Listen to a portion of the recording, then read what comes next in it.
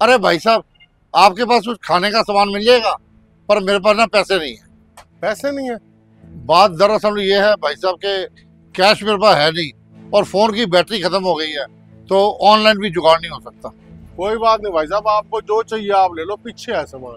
पक्का ना भाई साहब? आपको भरोसा ना मुझ पे?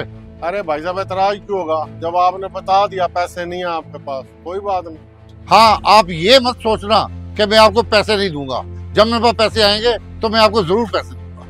मैंने आपसे मांगा ही नहीं पैसे, जब आपके पास हो आप तब देना, आप सामान तो लो पहले। भाई साहब, मुझे ना दूध चाहिए और ब्रेड चाहिए। कोई बात नहीं, वो पीछे दूध भी रखा है और सामान भी है, जो आपको चाहिए वो ले लो।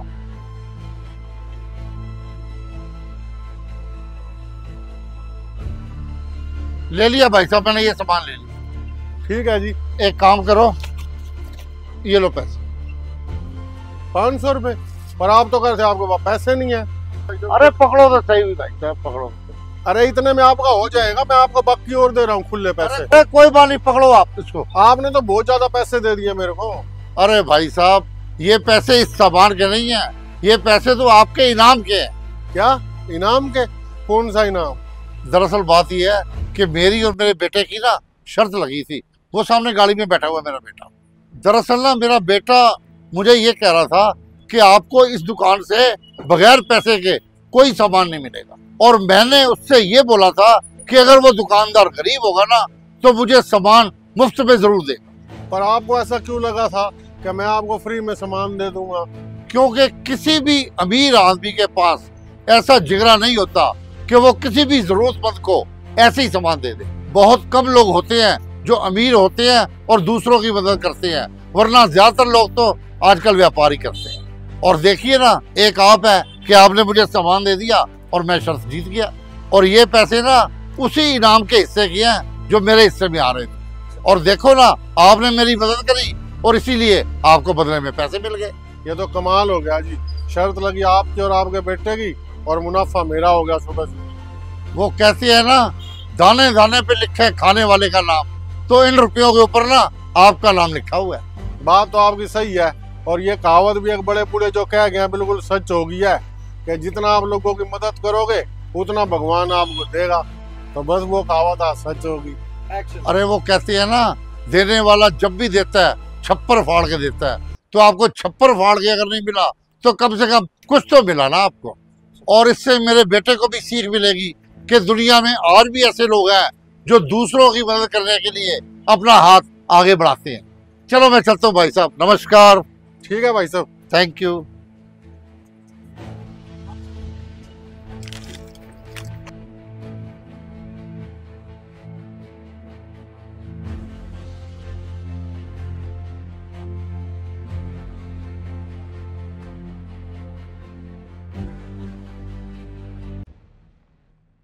साहब पानी लोगे?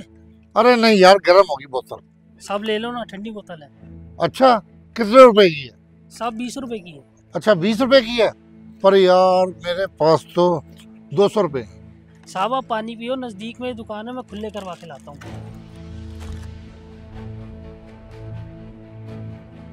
200 रुपए, 20 रुपए की पानी की बोतल है। फोन वापस करने जाएगा, मैं ही रख लेता हूँ। अरे यार अभी तक आया नहीं।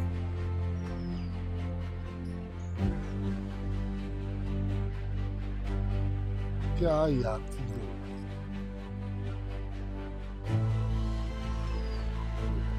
हाँ जी साहब, क्या लोगे? पानी, नमकीन, फ्रूटी? यार एक काम कर, ये ठंडी फ्रूटी पिला दे। साहब ठंडी फ्रूटी है, ये लो 40 रुपए। अरे यार मेरे पास 500 का नोट है, खुले हैं तुम्हारे पास? साहब खुले तो नहीं है मेरे पास। अच्छा खुले नहीं है, तो एक काम कर यार, ये फ्रूटी अपनी वापस ले। अरे नहीं साहब, फ्रूटी आप रखो, नजदीक में ही दुकान है, मैं खुले करा के अभी सिर्फ 2 मिनट में आया। ये ले पकड़, और जल्दी खुले करा के लाइयो, मैं इंतजार कर रहा हूँ। अभी बस 2 मिनट में आया साहब।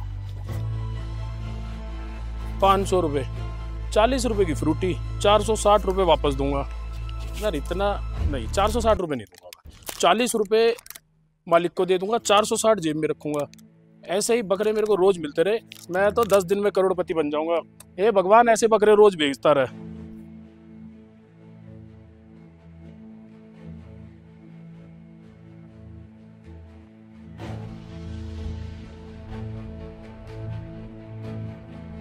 साहब पानी या नमकीन लोगे कुछ?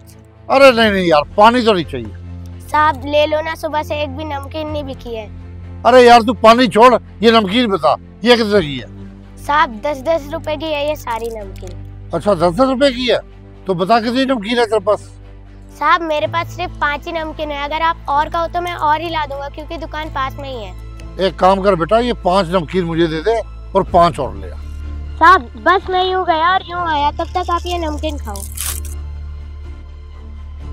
और ये 500 रुपए लेगा और खुले करा के जल्दी ला। ठीक है साहब।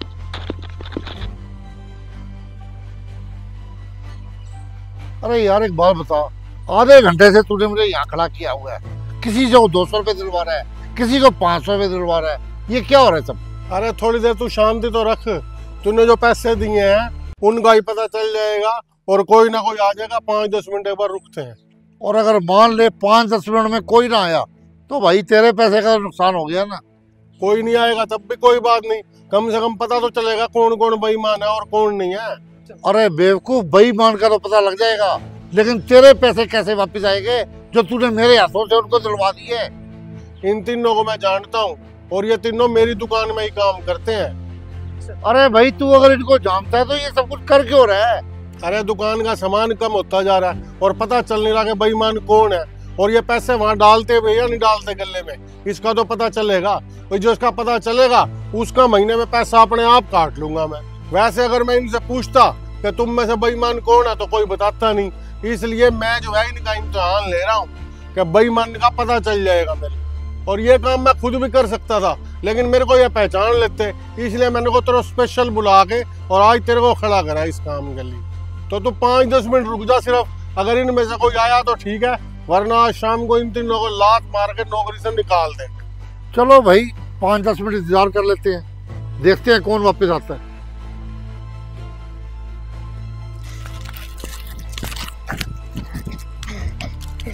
लो साहब आपके बचे हुए पैसे और ये आपकी 5 नमकीन।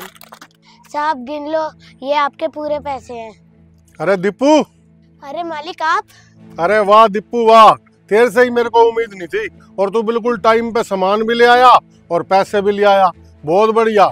और किसी ने सही कही है भाई, पूत के पांव जो है ना वो पालने में नजर आ जाते हैं। बच्चे को ईमानदारी और संस्कार जो बचपन से मिल जाए ना, उन्हीं पे चलता है वो।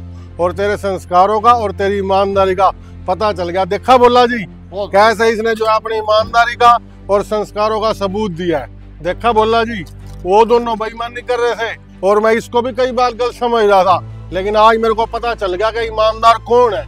उन दोनों को लात मारूंगा और इसके हवाले दुकान का सारा काम कर दूंगा। आप जा दीपू, तू जा बेटा। अरे नजरें नीचे करके क्यों खड़ा है? जवाब दे मेरे को, कहाँ था अब तक?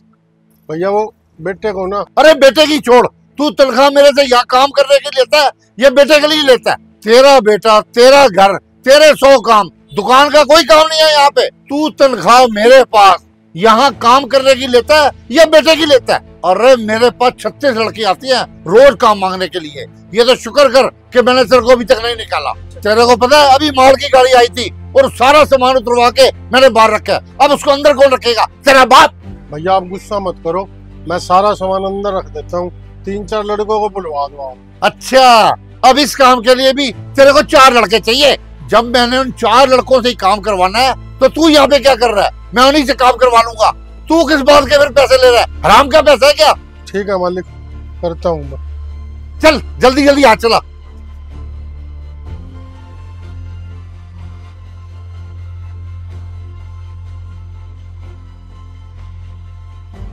अरे सरदाना। जी भैया। अरे यार मुझे एक काम कर, माफ कर दे, कल लगता है मैंने तुझे ज्यादा ही डांट दिया। अरे भैया कोई बात नहीं, कल आप गुस्से में थे ना, इसलिए ज्यादा बोल गए आप भी, मैं तो भूल भी गया भैया वो बात।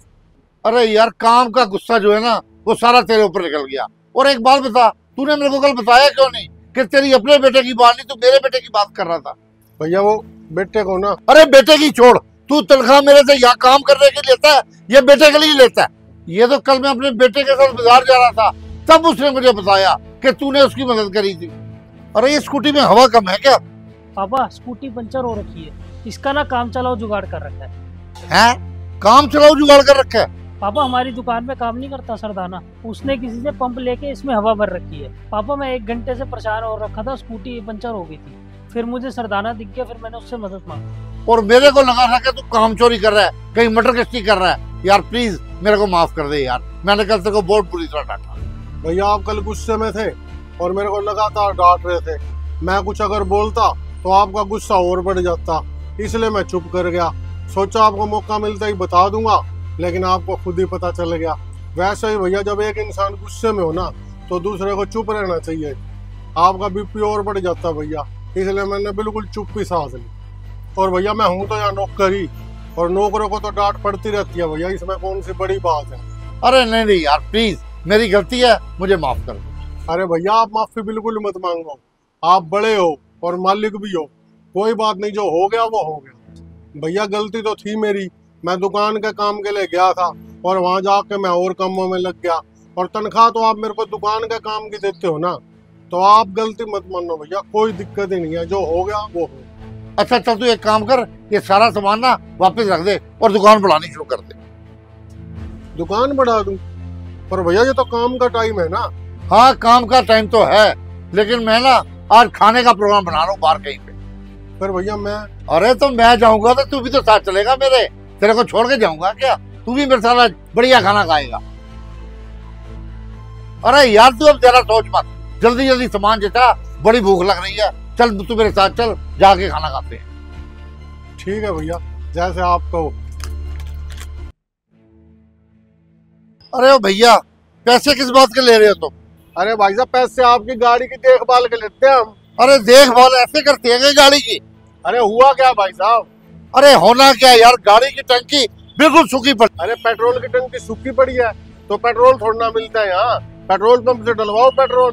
पेट्रोल की टंकी मैंने रात को ही फुल करवाई थी और अभी इसमें एक बूंद भी पेट्रोल नहीं है। क्या यहाँ से पेट्रोल निकला? अरे यार तुम्हारे यहाँ तो गाड़ी खड़ी करना बेकार है, 4-5 बार पहले भी पेट्रोल निकल चुका है। देखो भाई साहब स्कूटी की पूरी टंकी खाली पड़ी है। अरे पेट्रोल नहीं डलवाओगे स्कूटी में तो क्या होएगा, स्कूटी तो खाली मिलेगी। स्कूटी में पेट्रोल डलवाऊंगा तो क्या पानी से चलाऊंगा क्या स्कूटी? ओ भाई झूठा इल्जाम तो नहीं लगा रहा, पता चले स्कूटी तेरी पहले ही खाली हो और नाम हमारे पे आ रहा है, हमसे वसूल रहा है पैसे। अरे भाई कंगला मान रहा है क्या?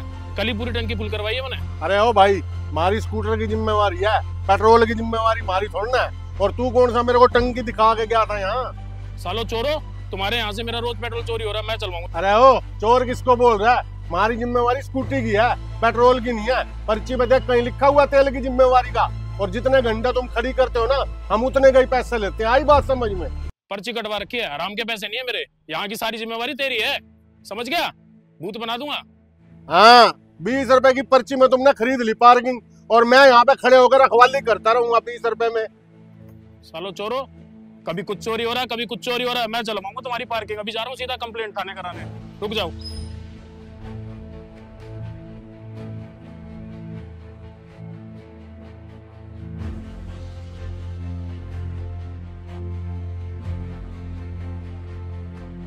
हाँ जी मैडम कहाँ घूम रहे हो आप? भैया मैं पता नहीं अपनी स्कूटी कहाँ खड़ी करके भूल गई हूँ, उसी को ढूंढ रही हूँ बहुत देर से। अरे स्कूटी तो मैडम आप अपनी गेट के पास खड़ी करते हो, अंदर तो आपने आज तक नहीं करी खड़ी। अरे हाँ भैया मैं तो भूल ही गई, मैं तो ढूंढते ढूंढते इधर आ गई, मुझे लगा मैंने अंदर पार्क करी है।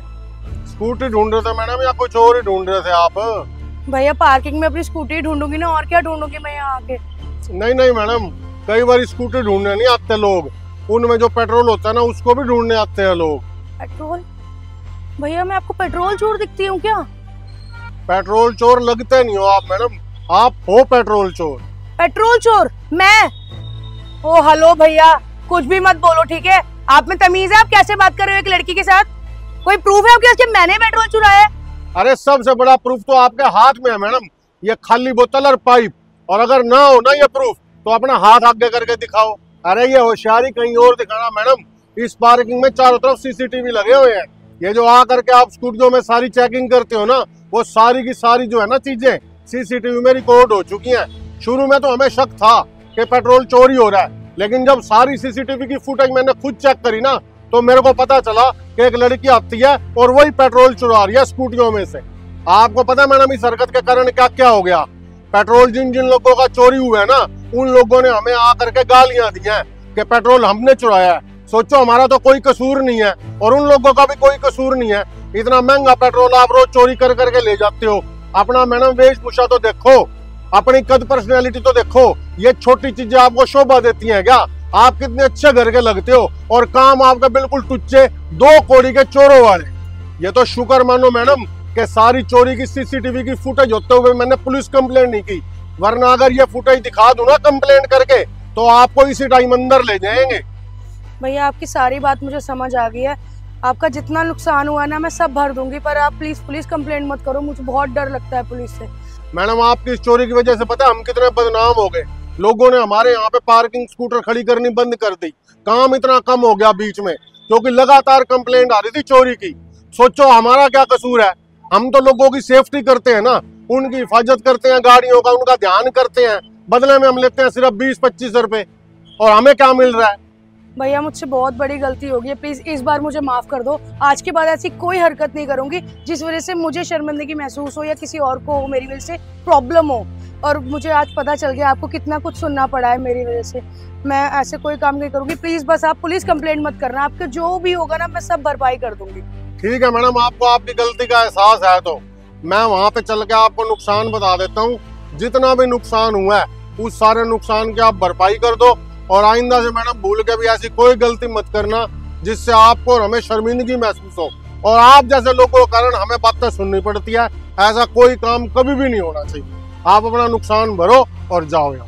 थैंक यू भैया, थैंक यू, आपका बहुत बहुत शुक्रिया, आपने मुझे माफ कर दिया।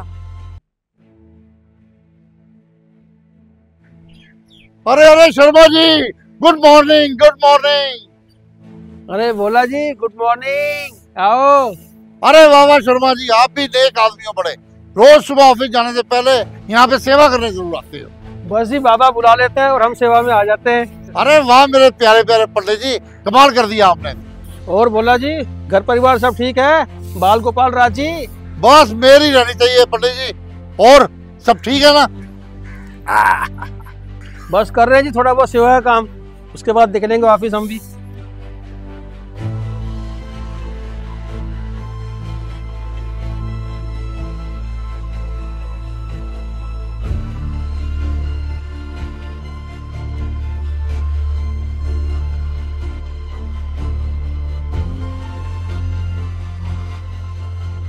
क्या बात है भोला भाई, इतना मुस्कुराया चेहरा था, चिंता किस बात की है? क्यों टेंशन में दिख रहा है? अरे पंडित जी, अब क्या बताऊं आपको, आपकी तरह हमारी कोई नौकरी तो है नहीं। बिजनेस करते हैं तो बिजनेस में घाटा नफा तो आपको पता लगा ही रहता है, तो बस उसी की परेशानी है। अभी फोन खोल के देखा तो बस थोड़ी सी चिंता आ गई चेहरे पे। अरे भोला भाई, पुरानी चिंताओं को पुराने समय के साथ वहीं निपटा दो, वरना जिंदगी में आगे कैसे बढ़ोगे? अरे कैसे निकालूं चिंताएं, जब सोचता हूँ ना तो चिंताएं और ज्यादा बढ़ जाती हैं। तो सोचना ही क्यों है चिंताओं के बारे में? भूल जाओ यार, चिंता लेने से जिंदगी थोड़ी संवर जाएगी। कई बारी कोशिश करता हूँ कि जो चिंताएं हैं ना उनको दिमाग से निकाल दूं, पर वो निकल ही नहीं पाती। क्या पता नहीं क्या बात है। तू मेरे को पंडित जी भाई बोलता है ना, तो बोला तेरे को मैं आज एक ज्ञान की बात बताऊंगा। तू बीतते हुए समय की चिंता है ना, सारी अपने आप वहीं की वहीं छोड़ देगा। पर वो कैसे भाई? एक काम कर, तू मेरे साथ चल। अरे लेकिन कहाँ? तू चल यार मेरे साथ चल।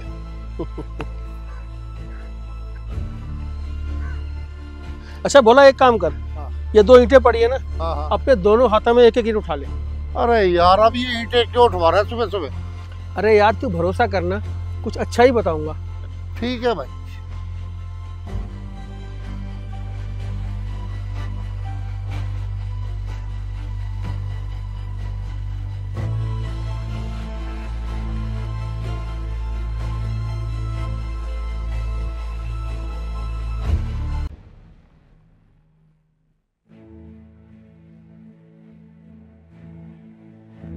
हाय,